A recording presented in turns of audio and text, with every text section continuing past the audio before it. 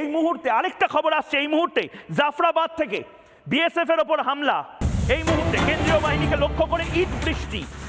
Breaking news, এই মুহূর্তে জবাব চায় বাংলাতে, পুলিশকে লক্ষ্য করেও ছোড়া হয় ইট পাথর। আমি জানি না এটা কাশ্মীর, এরা কি চাইছে, দেশ থেকে আলাদা হয়ে যেতে? আমি জানি না, এরা দেশের আইন মানতে চাইছে না, দেশের পুলিশ, দেশের সংবিধান, এরা ওপেনলি বলছে সংবিধান মানব না। মমতা বন্দ্যোপাধ্যায় যদি law and order state subject হওয়ার পরেও দেখুন এই মুহূর্তে সেন্ট্রাল ফোর্সের কর্মী যারা রয়েছেন তারা আমবাগানের বিভিন্ন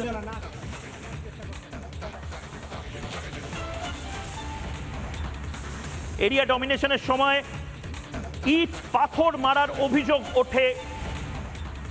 আন্দোলনকারী, এখনো কি আন্দোলনকারী বলতে হবে?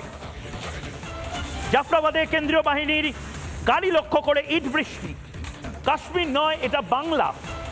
পশ্চিমবঙ্গের মুর্শিদাবাদের শামশেরগঞ্জের জাফরাবাদের ঘটনা। বিমল শঙ্কর নন্দ, আমি যে ছবিটা এই মুহূর্তে আপনাদেরকে দেখাচ্ছি এবং যে প্রশ্নটা এই মুহূর্তে করছি, মমতা বন্দ্যোপাধ্যায় বা তৃণমূল কংগ্রেস বোধহয় দায়িত্ব নিয়ে চাইছেন বাংলাকে টুকরো টুকরো করতে, এবং তার ফার্স্ট স্টেপ হিসেবে হিন্দু শূন্য করে দাও জেলাগুলোকে। কারণ এই ছবি দেখার পরেও যদি আপনাদের মনে না হয় যে এটাই বোধহয় শেষ সিদ্ধান্ত নেওয়ার সময়, রাজ্যে আফস্পা হবে, 355 হবে, রাজ্যে মানুষের এভাবে হিন্দুদের শূন্য হয়ে যাওয়া আপনারা শুধু দেখবেন পার্টি অফিসে বসে, না ঝাঁপিয়ে পড়বেন? আমি জানি না, আমার তো নিজের অসহায় মনে হচ্ছে নিজেকে।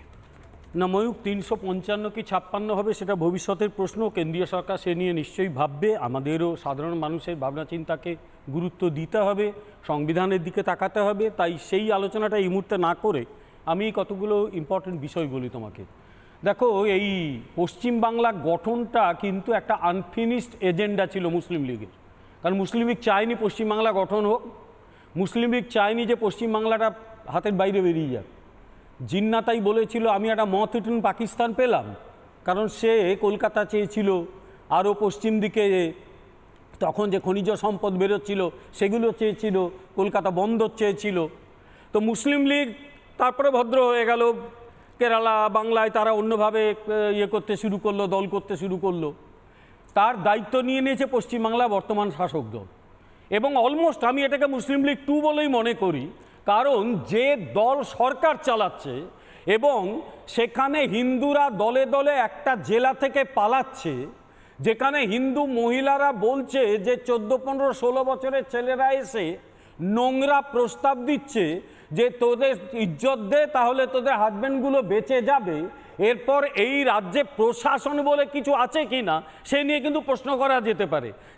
নানা ধরনের কন্টেন্ট দেখার জন্য লাইক করুন, শেয়ার করুন আমাদের ফেসবুক পেজ, সাবস্ক্রাইব করুন আমাদের ইউটিউব চ্যানেল। পাশাপাশি অন্যান্য ব্রেকিং নিউজের জন্য অবশ্যই চোখ রাখুন রিপাবলিক বাংলায়।